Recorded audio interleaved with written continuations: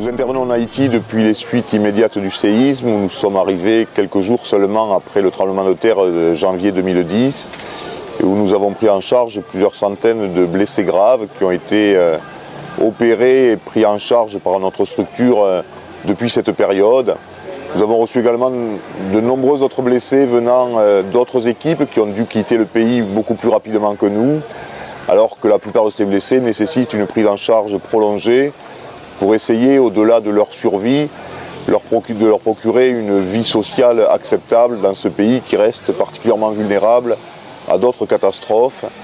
et pour lequel il est maintenant nécessaire de programmer un renforcement du dispositif sanitaire pour le rendre plus apte à faire face à la situation du pays qui reste un petit peu désespérante, même après l'arrivée de l'aide internationale l'an dernier.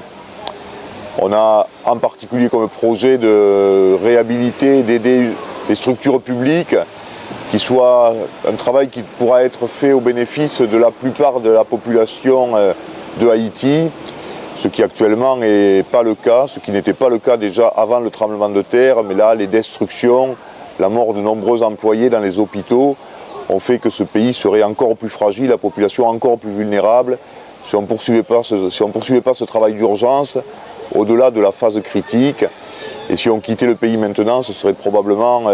abandonner encore beaucoup de gens qui ont besoin d'une aide facile à leur apporter, mais qui doit s'inscrire dans la durée.